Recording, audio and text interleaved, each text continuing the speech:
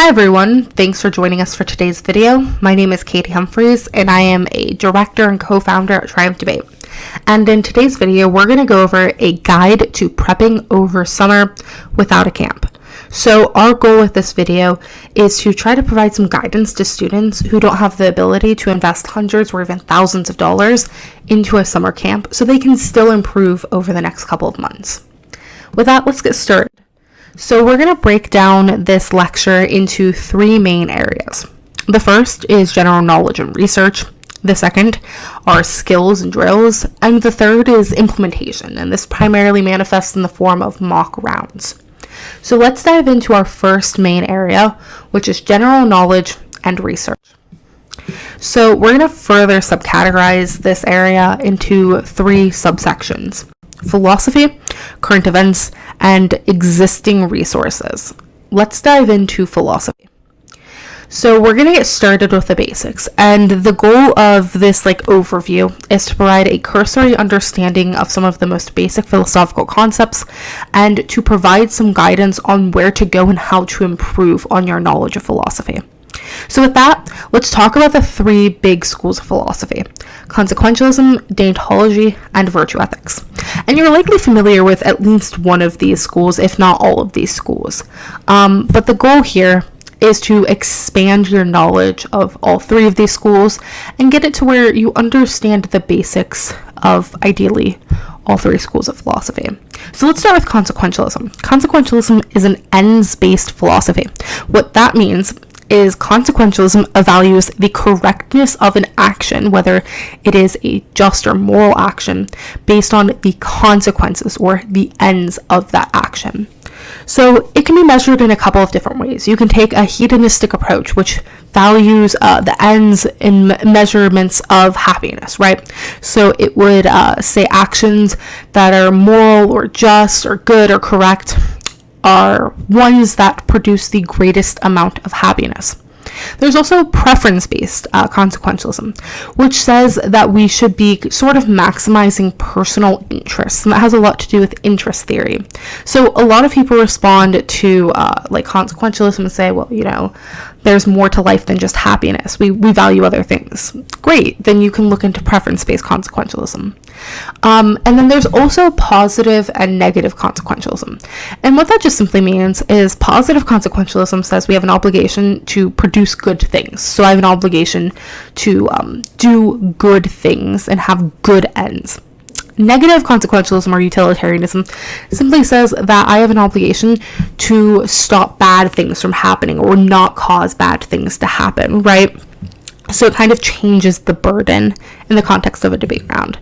There's also act versus rule, like utilitarianism, which is something that if you're running consequentialism, you should definitely explore, because it changes sort of the questions that your framework would answer. Act, utilitarianism, or even consequentialism has more to do with a specific action, right? Obviously, that kind of is what is implied by the name.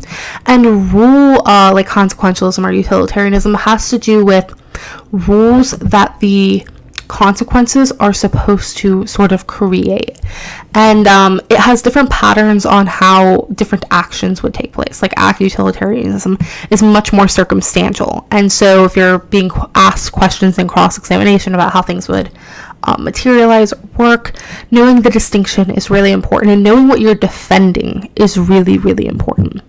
So if you're running consequentialism, or if you're just trying to get a better understanding, looking into these kind of pockets of ends-based consequentialism is a great place to start. Look at act versus rule, look at positive versus negative, look at hedonistic versus preference-based. Do some research on these different areas of consequentialism to expand your knowledge. Consequentialism does not just start or end rather with just reading Rule 97. It doesn't end there. You have to do more research, and the more prepared you are for a consequential debate, the better you'll be. So then there's the second big school of philosophy, which is deontology. And deontology is a means-based philosophy. And what that means is, contrary to consequentialism, the correctness of an action is based on how you got to the end of that action, so how you got to the consequence. It's not concerned with consequences or impacts. It is concerned with the means through which you get there. So this typically materializes in the form of a rule or a principle, and it makes something categorically wrong. So if we were to say that, for example, lying is always wrong, that's an example of like a deontological principle, because we're saying that lying is always wrong. It is a rule, it is a concrete standard. And understanding deontology in terms of the broad umbrella that it is, because oftentimes people really think of deont in a very simple perspective, especially in traditional LD. Oftentimes people really just think it's kind of cont and it ends there. That's not the case. In fact, most people are when they run deontological frameworks, are not running cont. They're just running a principle or a rule, and they're saying that this is always wrong. Something is always wrong, and that insert resolution either upholds that rule or violates that rule, and therefore you affirm or negate. That typically is how that kind of framework works. Then there's virtue ethics, which is rarely actually applicable in Lincoln-Douglas debate due to topic choices, and we'll get a little bit more into that later. But essentially, virtue ethics just analyzes a person, right? So it says that people should have certain series of traits. They call this virtues. And a person is good or bad, whether or not that individual upholds those virtues. So, for example, we were to say courage or honesty. Those are virtues. If a person is deemed courageous or honest, then they might be virtuous. Again, not as applicable in Lincoln-Douglas debate because we typically just talk about governmental institutions and what their obligations are. So analyzing an individual isn't as applicable, but it is sometimes ran. So here we have some examples of consequential frameworks and deontological frameworks. And this is just meant to kind of give you an understanding of frameworks you've probably already heard and how they kind of break down into these categories. So consequential frameworks include utilitarianism, we mentioned that earlier. It can also include things like structural violence or mitigating oppression, those kinds of frameworks.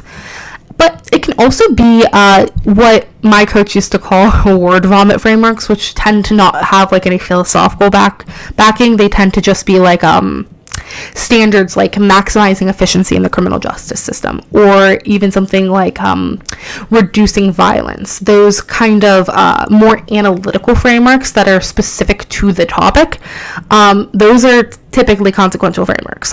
So in this case, if we're maximizing efficiency in the criminal justice system, we're looking at consequential ends on the criminal justice system. On the flip side, deontological frameworks, some of those include the categorical imperative, John Rawls, his theory of justice, which creates the veil of ignorance and derives two principles of justice. Again, if we're talking about rules or principles, it is almost certainly deontological, which also leads me to the rule of law. Deontological, we're talking about rules. So that's a very easy way to kind of break it down, is consequentialism looks at the ends, the consequences. Deontological frameworks look at rules or principles and say those things should never be violated. And then virtue ethics, again, looks at a series of traits, not as applicable in LD. So with that, all right, so we're going to continue on that same vein, and we're going to go over some authors in these specific schools of philosophy. So some consequential authors that you should get to know. Singer is probably the biggest one, at least right now, in terms of relevance. Singer has produced a lot of books justifying consequentialism, and there are a lot of really good already pre-cut cards about Singer. I would highly recommend reading Singer. Mill, Gooden, also really good places to start. Bostrom is good, especially if you're doing kind of weighing on like nuclear war, etc., which was super relevant last year. And then some individual cards that you'll probably find in back files or in cases like you find on the wiki, or your teammates might have, or you already might have in your pocket, essentially. Art Roller, Kaminsky, Bowden, etc. You should get familiar with these. If you just kind of search like consequential cards like Lincoln-Douglas debate or even policy debate, because they do framing, you're very likely to find like a back file with like a lot of cards and justifications, and that's always good to have on hand, right? Like a back file, even if you don't cut it yourself, is always good to have on hand. Then dentological authors. So, I mean, dentology breaks down into tons of different areas, right? Like, there's Kant, there's Kierkegaard, there's libertarianism, so like Nozick, Valentine. Then there's Rawls, who's kind of a different from all of these authors. He's more of a liberal. There's Ripstein, there's social contract authors, Locke, Hobbes, Rousseau. There's so many different kinds of dentological authors. So kind of, dip your toes into all of them. I kind of created a really good outline here of ones that I would recommend as a starting base. So I would get familiar with all of these authors and then even expand out from there. And then virtue ethics authors are pretty easy. There's basically Aristotle and MacIntyre. Those are really the only two relevant ones that you would want to be reading. So in Aristotle, MacIntyre aren't going to be as relevant because you're likely just not going to see a Lincoln-Douglas debate resolution that has to do with individual ethics. So with that, let's move on to our next slide, which is just essentially how to access a lot of these resources, right? Because, I mean, it's kind of expensive to go out and buy all of these books, and you might not have the space for them. My bookshelf is like currently filled to a brim with philosophy books, and it's really heavy. It's really heavy. So let's go over how to access some of these. So first, you can use the Stanford Encyclopedia of Philosophy. This is a great place to start, right? I think it's really underrated, and a lot of times people don't think of it as like a good or legitimate resource because it's not like a full textbook, but they do fantastic summaries of philosophical concepts or of different authors and their works. So if, for example, you wanted to learn about John Stuart Mill, because I suggested them earlier, you can go to the Stanford Encyclopedia of Philosophy and kind of get an understanding of their works and where to begin. And the Stanford Encyclopedia of Philosophy, it's not just like a couple of paragraphs of explanation, very like brief. It actually does go into a lot of detail and can be very, very helpful to get kind of a foundation of an author or of a philosophical concept and kind of move on from there. Another thing that you can do to access some texts, especially older texts, is a lot of them are public domain. So for example, Kant, his books are public domain, which means that you can actually search their name and like in quotes put like PDF or something like that. And you can find PDFs of their books because they're public domain. So they're available freely and publicly on the internet. Another great way to access a lot of these resources is by reading secondary authors. Secondary authors can do great explanations or descriptions of the primary author, and they can go over the philosophy in great detail in a much more simplistic way, or analyze it, or can give you a general understanding of what the author is trying to say without having to buy their original text, because some of these books can be quite pricey. Another suggestion is to buy the texts used online or through like bookstores. If you live like by a college town, you can go to, they have dozens of used bookstores, and you can typically find some of these works for very low prices. You can also purchase them through like Amazon, through the Kindle. I was looking at this a few days ago, and they have some very, very low prices for some of these texts. Like you can get them for like 70% cheaper if you just purchase it through the Kindle, if you're willing to read virtually, that is. And then if you're just looking for specific portions, then I would recommend using just like Amazon previews. If you go to like Amazon and you search like, for example, Anarchy, State, and Utopia, you can find the book and you can look at a preview on like the top left side, and you can see like, if you're just looking for a chapter or just looking for a specific quote, then you can use the preview to access that quote and see exactly what the author is saying. So we're going to continue with philosophy and going over the basics and foundations. So we're going to start by explaining kind of the differences of political versus moral philosophy and what that means for you in the context of a Lincoln-Douglas debate round. So political philosophy is concerned with the obligations of a state. It asks the question of how a state should act and what their obligations are and what makes a state just. This typically has to do with policy or aspects of a state that make it good or bad.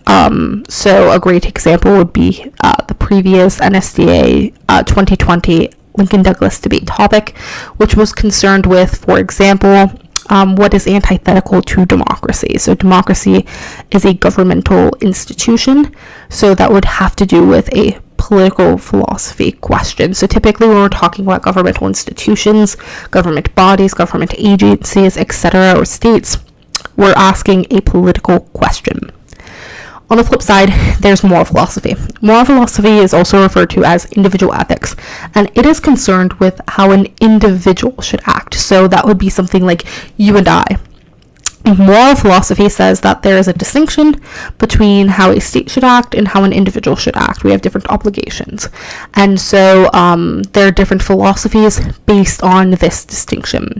So it kind of changes in the context of a Lincoln-Douglas debate round what kinds of philosophies are relevant.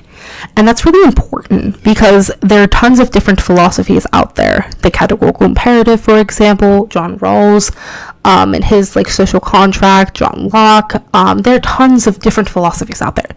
But some of it is relevant when we're asking political questions, and some of it is relevant when we're talking about individual ethics. And knowing the distinction and knowing what the resolution is talking about can help you determine which philosophy is actually relevant on a topic.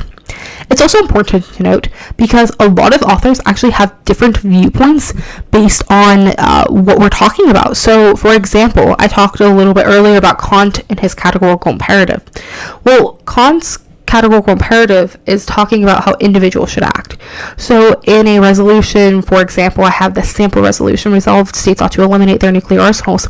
In a resolution such as that, his categorical imperative would just not be relevant because we're talking about how a state ought to act, not how an individual ought to act. Instead, Kant actually has a political philosophy, and he talks about how states should act and what their obligations are, and that's entirely separate from his categorical imperative. So it's really important to note the distinction and also know when authors have written about different things and what their opinions are on individual ethics versus political philosophy and political questions. Another great example is John Rawls has a philosophy, a theory of justice, designed for domestic philosophy, right? So how, for example, the United States would act towards its citizens and what its obligations to its citizens are. But he also writes about how states ought to interact with each other, and that's an entirely separate book. So he writes in The Law of the Peoples. So he writes how states ought to act with each other and what their obligations are internationally.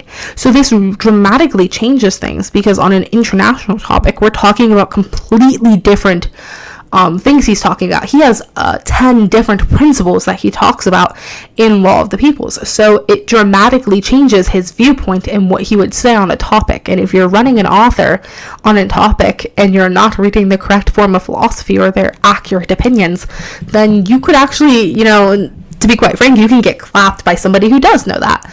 I go over this with my students all the time, and I tell them you have to know specifically what the author says on the topic, because otherwise you could run into a situation, which has happened to students of mine, where they've been able to win a round because they knew what the author said on the topic, had quotes that were relevant to the topic from that author, because they had a completely different viewpoint on moral versus political philosophy, and their opponent was just running it incorrectly. So very, very important. It can both help you in brainstorming. It can help you in properly running the right, correct, accurate philosophical concept that the author is trying to express for that topic. Or it can also help you just respond to people in a very effective way if you have great quotes from that author, or if you really just understand that this is not relevant on this topic. So some sample resolutions on that vein. Resolved states ought to eliminate their nuclear arsenals. Clearly, this is a political question. We're talking about states as the actor. But the state doesn't necessarily have to be prescribed the actor in a resolution, right? So it doesn't have to say the phrase state for the state to be the actor. So an example: resolved, the illegal use of drugs ought to be treated as a matter of public health, not of criminal justice. This is a great example of a resolution where the state is clearly the actor because they're enforcing a law, but they're not specifically said in the resolution, right? The phrase state is not in the resolution.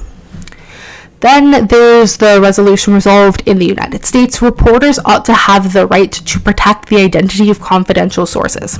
So in this resolution, you think, well, the actor is reporters, clearly, right?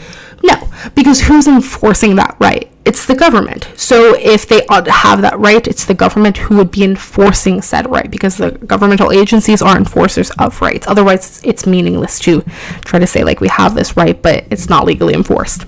So in this resolution, the actor is still the government. It's just maybe a little bit more implicit. It's not as explicit. And then another example resolution is the 2014 to 2015 Lincoln-Douglas debate national topic, which was resolved: inaction in the face of injustice makes individuals morally culpable. And this is clearly a question about individual ethics. It literally says the phrase individuals, and it's talking about how individuals would act. So just to give you all some insight, this is the last resolution from the NSDA, the most recent resolution that has been concerned with individual ethics, which was 5-6 years ago. So as I said earlier, virtue ethics, individual ethics, it's just not as relevant in Lincoln-Douglas debate due to typically topic choices. So it's not something, in my opinion, that you should spend a ton of time on. You're more better off focusing on political questions. So just some general tips for learning philosophy. The first thing is to just get started with a solid foundation. Understand consequentialism, deontology, virtue ethics. Understand what they are, understand common authors on them, have some cards or some articles that you plan to read or already have read. Do some preparation and get a solid understanding of philosophy. And once you've done that, you can move on to learning common philosophy or frameworks run in your circuit. And that's really important because it allows you to kind of tailor your knowledge to what's really common in where you're going to be competing. So it allows you, if you know that consequentialism is run a ton in your circuit, then it allows you to get a really good understanding of consequentialism so you can properly refute it. Then it also allows you to, find problems with the common philosophies in your district or in your circuit. So then, after you've done that, you need to continuously think about how you'll use philosophy in the context of a Lincoln-Douglas debate round. So if you understand the categorical imperative or you understand John Rawls really well, it's kind of meaningless for Lincoln-Douglas debate if you don't know how to translate that knowledge into a debate round. So some suggestions. Find problems with the common philosophy that you're reading so you have responses. So if you're reading John Rawls and you think that something sounds really weird or he makes a concession that would be really relevant on a topic or something along those lines, then write that down, copy and paste that into a document, create a list of common responses that you're going to make to some of these philosophies. Then you can also practice writing and using different frameworks and cases. This will also give you a set of frameworks going into next year. So if you know, or maybe you have a desire to learn deontology or consequentialism, or different authors under them, if you really just want to learn how to run Singer, then you can do that and practice writing a framework with Singer. Or you want to learn how to run structural violence, you can write a structural violence framework. So you can practice writing a framework, practice applying that framework to a case, and that gives you a set of frameworks going into the next year. Very, very good experience. Another tip, it's okay to read secondary authors. Sometimes debaters have a really hard time getting through authors who have written 500 pages of text 300 years ago. It's hard sometimes. That's okay. Read secondary authors. You'll get through it, and this will give you a great understanding even if you can't read the primary text. And then the last thing is pull from existing debate-based philosophical resources. So here I'm going to plug the Triumph Debate Framework Vault. It's something we created over the past couple of months that's essentially designed to give students a very basic cursory set of common frameworks. So we have different consequential frameworks, we have structural violence, rule of law, etc. So you have access to a ton of different frameworks. Again, very basic. You can change them however you want, but it allows you to have access to some of these to keep in kind of your repertoire. And there's also the value criterion, who does something very similar. Ours are already like pre-cut. You have to pay to get theirs pre-cut, I believe. But they still have access to a ton more philosophical like concepts and ideas than us. So that's a great resource to utilize as well. So our next section under the general knowledge and research category is going to be current events. And current events and keeping up with them are really important because topics can be really influenced by current events, whether that's intentional or not. So some examples from the 2020 to 2021 season. Resolved. Social media companies ought to be legally responsible for content posted by users on their platform. This is actually super relevant because during the 2020 Democratic primary for president, in one of the debates, actually, there were candidates who were advocating that social media companies should be legally held accountable for content that they don't restrict on their platform. And there was a lot of discussion about it, a lot of different articles and different arguments on either side. So that was super relevant then. Also, resolved a public health emergency justifies limiting civil liberties. This is super relevant for, especially right now, due to like COVID-19. I don't think I have to say that. So that topic could have a lot of like current literature from COVID-19 and examples from COVID-19. And that's one of the biggest ways that current events are actually relevant to debaters, is that you can use relevant examples and like relevant knowledge for ways to connect with your judge and kind of use what they may know to explain a concept that they may not know. And it allows you to use those examples and put your argument in the context of something that they already understand. Keeping up with current events is also really important because new research is always coming out. So as an example, next year's policy topic is about criminal justice reform. And one of the resolutions, or rather one of the studies that I had actually stumbled upon from, I think it was a New York Times article, came out and published about a new academic study that found police tasers are disproportionately used on people of color. So that's super relevant on that topic. And I found it out just by keeping up with the news. And you can do that by subscribing to different news outlets or even academic like journals and like for example academia is a great resource because you can get like emails about recent literature and like studies on a specific topic area. And one of the things to just keep in mind when we're talking about current events is that there is no need to read 300 pages of studies, right? You can just read some articles from Forbes or The Guardian or New York Times, or like I said earlier, reading from and staying subscribed to things like academia. I think it's like academia.edu. Great resource to use. You don't have to read all these really lengthy studies. That's not what we're saying. We're just saying pay attention to the news. It can be really helpful.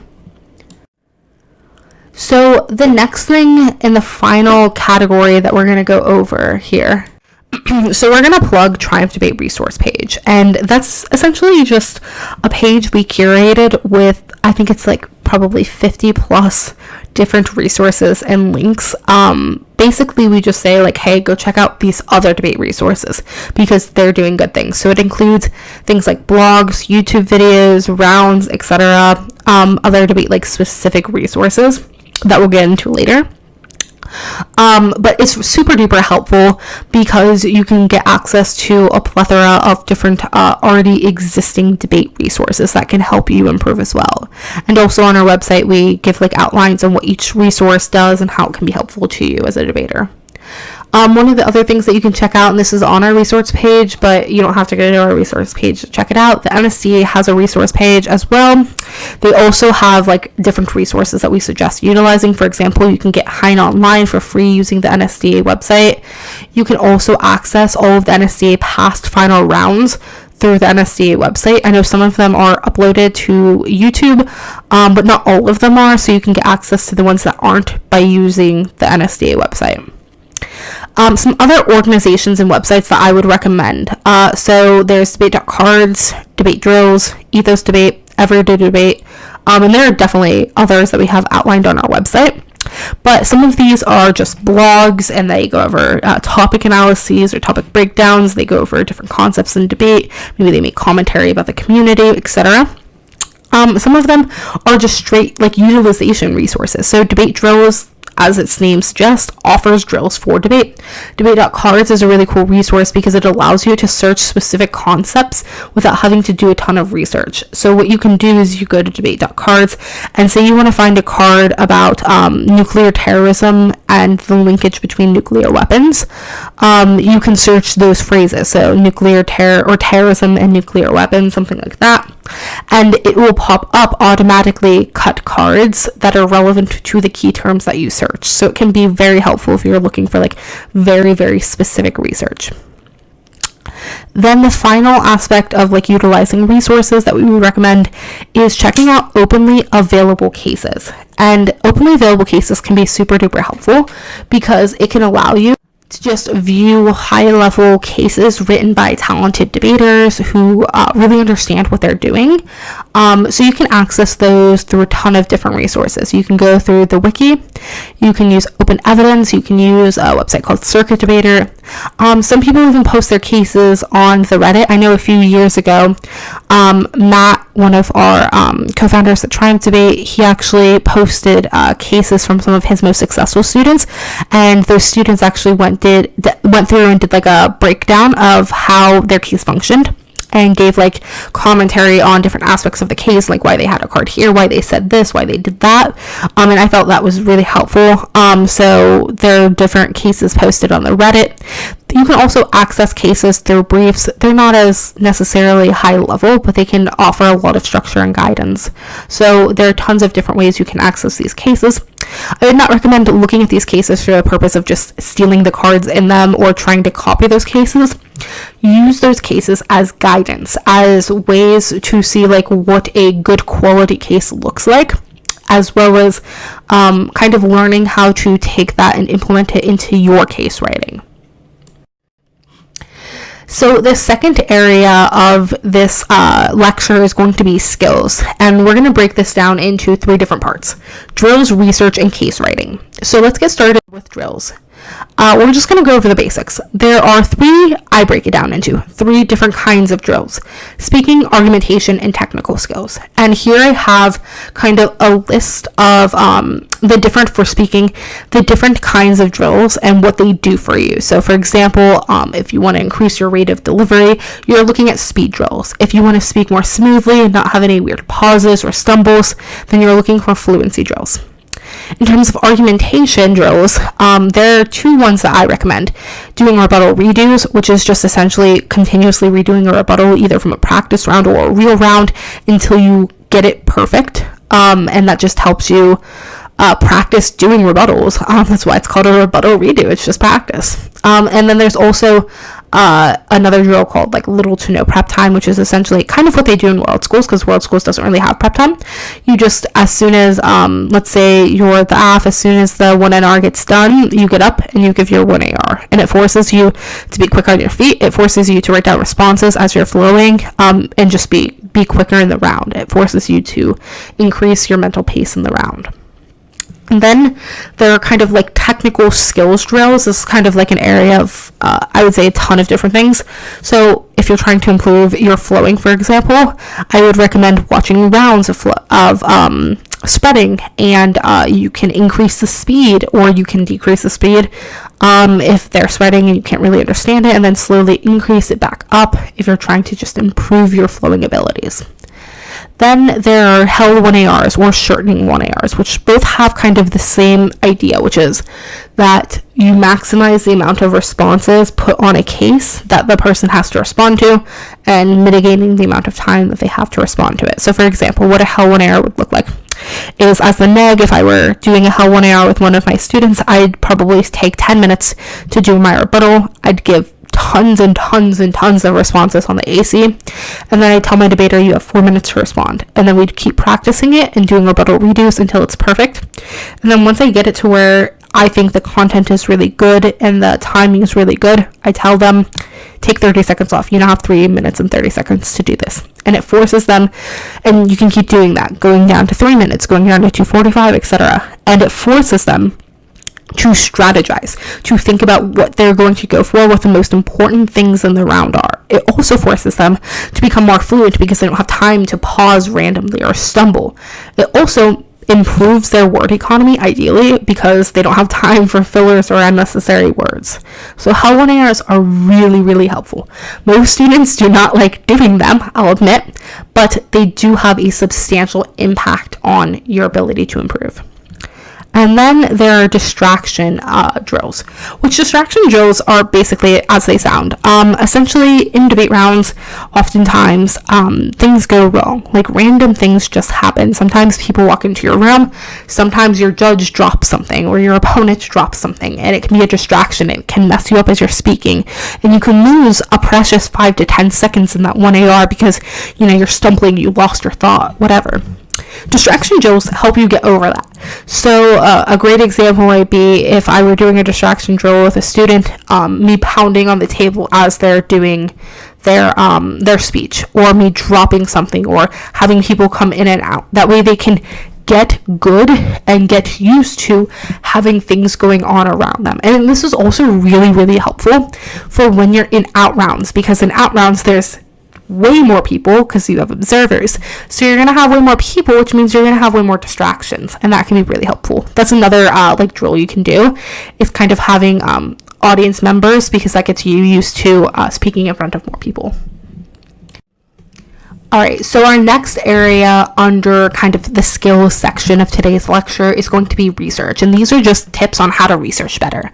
So the first tip is using quotes. Using quotes is super important because it allows you to zero in on topics or areas or phrases that you want to research more directly. So, for example, if I really want to research about the influence of nuclear weapons on terrorism, the example I used earlier, then I can use the phrase nuclear weapons increases terrorism. If that's the linkage that I'm trying to find, that's the correlation that I'm trying to find, I can search that with quotes and see what the actual results in the Google search are. So that can be really helpful if you're trying to find very specific kinds of research. Then also using the minus symbol can be really helpful, because if, say, you're doing a ton of research on a topic, let's say wealth inequality, and something about an inheritance tax just keeps coming up, and you found it's not really relevant in your topic, or you don't like the argument, then you can actually minus symbol the phrase inheritance tax, no quotes, and it will take out search results that have the phrase inheritance tax. So you can get rid of research about that and focus on the kind of research you're looking for. And then you can also use like cite colons to help improve your research. File types, another great method, because it lets you search by the different file type. I always recommend using PDFs, for example, searching via PDFs, because it will zero in on research, specifically studies, because that's typically how studies are produced, is through PDFs. So you can kind of increase the amount of academic scholarly research you're getting if you're just doing straight Google searches by searching with PDF as a phrase. Also, search the resolution in quotes, because different we talked a little bit earlier about different blogs and how they do topic breakdowns. There are dozens of debate blogs that do topic breakdowns, or just topic analyses, or offer different arguments on either side, even if they're just general and brief. That can be really helpful to getting you started in your research, or helping you kind of think of ideas. Then also search if there is an old but similar resolution. So, because that can help you on, some general research, or already cut cards, or already accessible briefs. So, as an example, I know my junior year when I debated, there was a resolution about jury nullification, and my coach had actually debated during a time where there was another resolution about jury nullification. So he had experience on that, and he was able to help guide me a little bit better, because he had experience on a very similar resolution, and he had access to some of the resources and studies because of that. So that's always a really great place to start, is looking and seeing, is there another resolution that's really similar to this, because resolutions have very similar concepts all the time. Also, I mentioned earlier how the NSDA gives you free access to Hein Online. Utilizing that is really good, because it eliminates one of the paywalls that pops up during research. I would also recommend using Google Scholar because that allows you to just zero in on like scholarly journals. So if you're looking for very academic research, that's how you can access that very easily. Another tip is to determine if your school gives you access to other journals like JSTOR. If they do, that's really awesome because, again, that eliminates one of the paywalls that you might face when you're doing a lot of research. It's probably one of the most frustrating things doing research, is you find a potentially very promising article, but it's behind a paywall and you can't see what it says. So I would highly recommend trying to do everything you can to get behind those paywalls. And then also when you're doing research, use short phrases or just a few words. Never use complete sentences. This is just going to make your search results not as good quality. It's going to make your search results really wacky because you're trying to look for very specific like sentence phrases, and it's just not going to produce what you want. So instead, use short phrases, few keywords.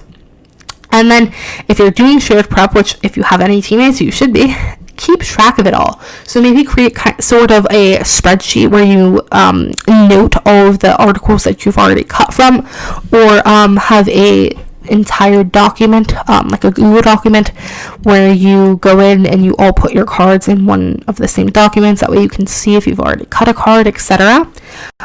This is just really important for making sure that you maximize efficiency while doing prep. And then here we have a video from YouTube that I would recommend watching. It just goes over some other Google search tricks and like how to optimize your Google search results. So the last thing under the skills umbrella that we're going to go over is case writing. And this is probably one of the best areas you can improve at over the summer because it's like a material thing that you can do, right? That's fairly easy. So the first thing you can do is watch high-level rounds and observe common patterns from advanced debaters. So you can access these through the NSCA final recordings. You can also access them on YouTube. Again, our website, on our resource page, we have tons and tons of different YouTube channels that you can go check out. Also, use publicly available cases to see examples of good case writing. Again, we talked about this earlier, the wiki, open evidence, circuit debater, etc. You're essentially just looking at what good cases look like and trying to mimic the patterns that they have. So maybe stylistically what they do, structurally what they do, how they tag cards, how they cut cards, etc. How long their tags are, how long their case is, how many warrants they have, how thorough their warrants are, what their impacts look like, how they frame, how they link back to framework. All of those things are things to consider when analyzing advanced debaters' cases, and you can take some of those and apply it to your own. And then the last thing here is just practice writing cases with specific things in mind. So keep in mind, argument structure, claim, warrant, impact. Every argument you make in your case should have a claim, a warrant, and an impact. And if you're not sure if it does, go through every argument in your case and determine what is the claim, what is the warrant, and what is the impact, and then link it back up to your framework if the impact isn't linking it back up to your framework. And then another thing to keep in mind, win conditions. What is a win condition? A win condition is essentially just a way you win the round, right? I mean, it's pretty self-explanatory. So a win condition might be a specific contention or a specific subpoint. It's an argument that should win you the round. Keep in mind, what are your win conditions? What do you have to do in this round with this case to win the round? What do you have to win? Keeping that in mind can be very helpful for you to strategically plan how you're going to go about the round and how your case is written. Maybe you realize that you have too many win conditions and your win conditions aren't thoroughly explained, or they're not thorough enough to prevent like being taken down very easily. Or maybe you realize you only have one win condition, and that's kind of not a lot if you're running like an AF case, for example. So you only have one way to win the round. That's not a really good strategic case there. So think about win conditions and think about how they influence the round. Then extensions. This is something that you should probably have on every case. Extensions can be tons of different things. They can be relevant cards that you don't cite in case, but that you think might come up in the round. They can be examples. Extensions can be tons of different things, but think about sort of, these are just like extensions of your case, essentially. Think about if you have cards that you want to fit in the case that don't necessarily fit, or you like other cards better, I always put those as extensions. That way you can have them in the round in case you need them.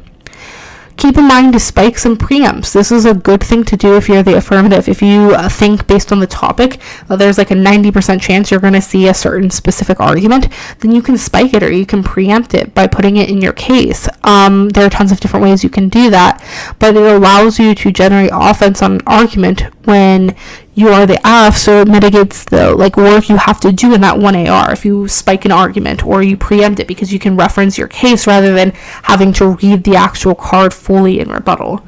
So that can be really helpful in a time-saving strategy. And then just keep in mind, always link to your framework. After every argument, every contention, subpoint, etc., you should have a phrase where you're saying, this links to my framework because, or how this links to my framework. This violates, this upholds, this does something. Always link to your framework. That's something that I see all the time is in traditional OD, especially, for newer debaters. They'll have this framework that they flesh out for anywhere from 30 seconds to a minute and a half, and then they just don't do anything with it the rest of the round. They don't link back up to it. So every argument you're making, you have to link back up to that framework and make sure your cases are doing that. So the last section of today's lecture, I know it's been a long one, is implementing with practice rounds.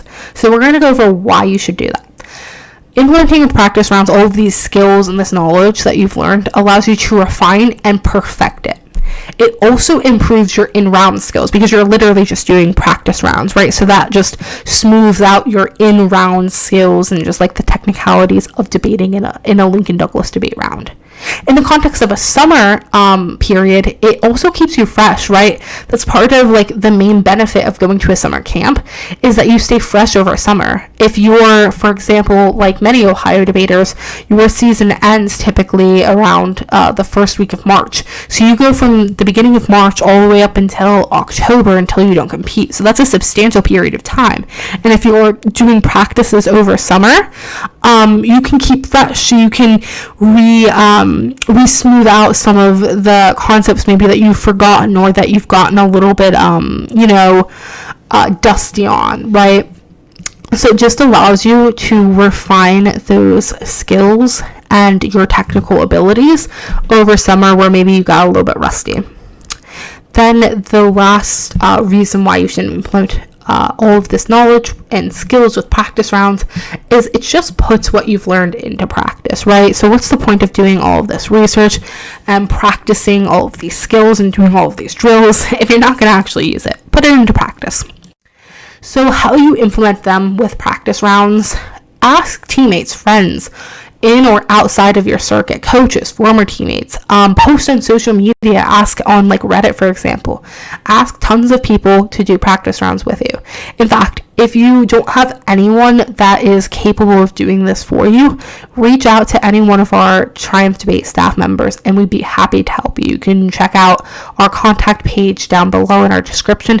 We'd be happy to run practice rounds with you. Just getting that practice round experience is really crucial.